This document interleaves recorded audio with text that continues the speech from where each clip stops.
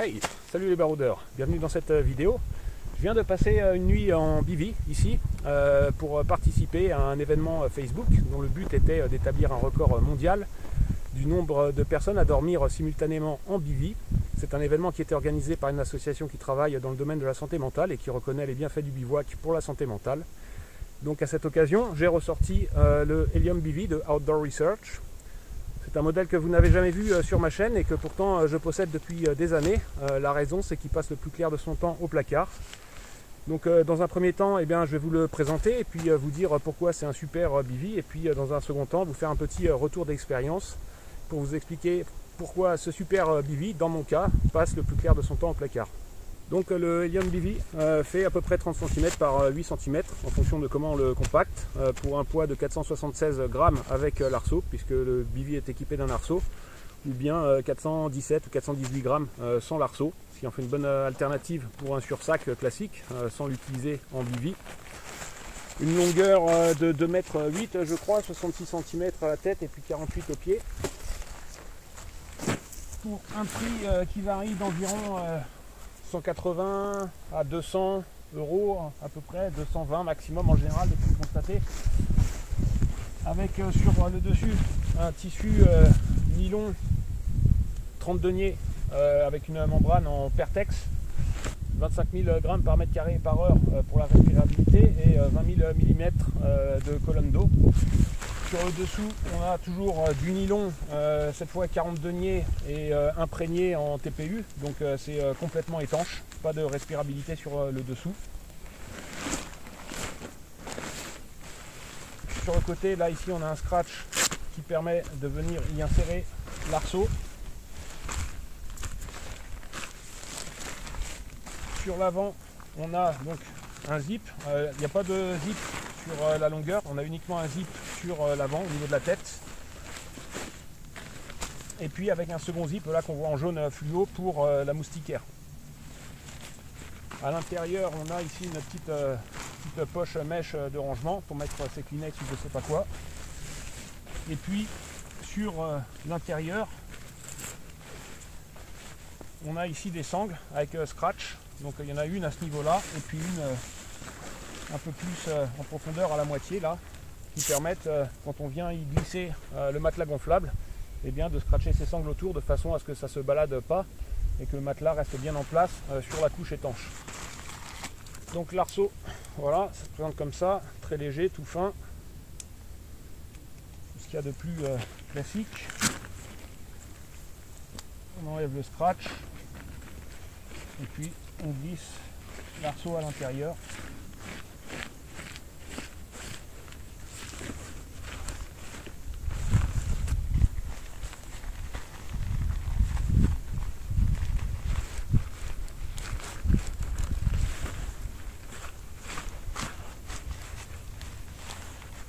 Et à la fin, on vient simplement le remboîter à l'intérieur et puis verrouiller avec le strap. Ensuite, on peut glisser le matelas, avant ou après. Là, j'ai mis l'arceau avant, pas d'importance.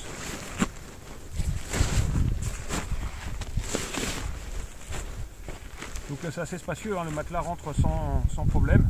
Ici on a encore un peu de marge, qui laisse un peu plus de jeu au pied. Sur l'arrière, au niveau des pieds, on a cette partie là qui est dans le tissu 40 deniers étanche également. Donc il n'y a pas de souci avec le tissu Pertex 30 deniers de venir griffer quelque chose. On a un peu plus de résistance à ce niveau là.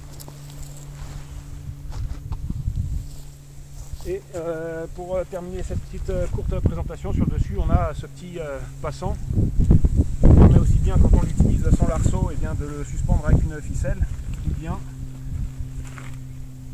de venir y suspendre. Également ici on a un petit bitonio en plastique, de venir passer ce bitonio dedans de façon à tenir l'ouverture un peu ouverte, de façon à ne pas avoir ça dans la figure. Donc voilà pour la petite présentation. Donc c'est un bivy qui est très bien conçu de prime abord, avec un dessous étanche, un dessus respirant et imperméable, la moustiquaire, l'arceau, etc. Tout ce qu'il y a de plus classique, tout ça pour un poids tout à fait raisonnable qui permet de l'emporter en rando. Donc maintenant pour ce qui est de mon retour d'expérience, afin que vous compreniez pourquoi je laisse ce bivy souvent au placard. Je l'avais acheté et puis j'étais parti au mois de mars avec, par des températures allant en dessous des moins 5 degrés, et puis j'étais parti avec un gros duvet d'hiver en duvet de moins 20 degrés, avec un gros pouvoir gonflant. Et j'avais à ce moment-là le matelas de chez Exped, qui est un peu plus épais que celui-ci, et également un peu plus large. Et donc en mettant le duvet moins 20 degrés à l'intérieur, il se trouvait que j'étais un peu juste au niveau du gonflant, et j'avais la sensation de perdre en isolation du fait du manque d'espace. Et donc j'ai commencé à utiliser le bivy sans mettre le matelas à l'intérieur, et en utilisant le bivy au-dessus du matelas. Et c'est là que mon malheur a commencé, puisque sur le dessous on a un tissu qui n'est absolument pas respirant, et qui est en théorie, voilà, ça a été bien pensé, le tissu remonte de façon à protéger le duvet de l'humidité qu'il peut y avoir dans l'herbe ou dans les feuilles sur les côtés. Sauf que quand on ne met pas de matelas gonflable à l'intérieur pour nous surélever, eh bien ces 10 cm qui remontent de part et d'autre du bivy, en fait, sont en contact avec le duvet. Et donc dès qu'on a des températures fraîches, ça va condenser vraiment très très fortement. Vraiment créer des grosses gouttes d'eau et puis qui vont être absorbées par le duvet.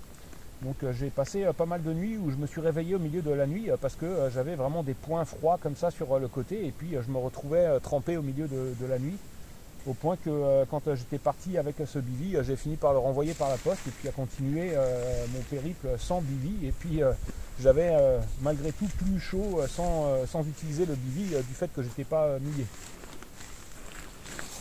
Donc ça c'est le premier point qui m'a posé problème, et qui pose beaucoup moins problème quand on utilise un matelas gonflable suffisamment épais à l'intérieur, mais ce qui veut dire que même avec un matelas mousse, ce problème peut se poser très facilement. Donc pour un usage hivernal, du coup, c'est quand même assez limité. Et quand on fait du long cours, eh ben, on ne veut pas prendre le risque d'avoir un produit qui soit fiable que la moitié du temps, quoi. Le second point qui rend ça un peu compliqué, c'est, vous l'aurez deviné, c'est l'ouverture. Puisque ici, on a une ouverture juste au niveau de la tête. Et pas de zip tout le long. Donc là, il faut venir s'asseoir vraiment sur le bord du matelas. Et c'est quand même assez compliqué, même en venant m'asseoir, là, je suis au bord. Et là, je suis en train de forcer sur la toile au niveau des genoux pour étendre mes jambes. Alors, bon, là, je montre un peu dans l'exemple, évidemment. Après, on peut se mettre de travers comme ça. Alors là, j'y arrive comme ça, mais là, j'ai pas le duvet. Mais quand j'ai le duvet, et puis quand on utilise un liner, plus le duvet, éventuellement, si on a un système multicouche, plutôt qu'un duvet de grosse température, mais qu'on a un duvet d'été, et puis avec un second, ou bien un kilt par-dessus, qu'on combine pour affronter les températures plus froides, ça devient extrêmement compliqué parce que du coup on n'arrive pas à aligner toutes les couches, etc. Et puis tout ça se met en vrac à l'intérieur, et puis on a beaucoup de mal à tout réorganiser. Et autre inconvénient de ce genre de système, évidemment, et ben, c'est qu'on ne peut pas tenir de position assise quand on se réveille le matin et qu'on veut se relever. Ben, on peut pas, on est systématiquement coincé, donc ça demande toujours de ressortir, et ne serait-ce que pour aller même dans cette position là avec un coude posé, là la toile est déjà en tension, donc si on est un peu bourrin, on risque éventuellement de le déchirer à ce niveau là, sinon on se retrouve toujours au bord, mais alors là on n'est pas confortable. Et puis quand il s'agit d'aller uriner au milieu de la nuit, vaut mieux pas y penser, quoi. Voilà, donc pour conclure cette vidéo, à la base le Yum Bivy, c'est un bivy très bien conçu, avec une belle promesse de performance, puisque voilà, la membrane Pertex apporte des caractéristiques proches de celles du Gore-Tex, donc j'ai pas personnellement de crainte de dormir avec sous une averse, etc. quand la météo est un peu risquée. Mais selon votre profil, selon votre taille, votre largeur d'épaule, et puis selon votre matelas, c'est un bivy qui peut devenir aussi bien un rêve qu'un cauchemar. Donc si vous l'utilisez sans matelas, ça va condenser sur les côtés. En particulier, voilà, plus vous êtes corpulent, plus vous avez un gros duvet, plus ça va tendre le bivy et exposer, mettre ces parties-là en contact avec le duvet sur les côtés, condenser et puis tremper le duvet.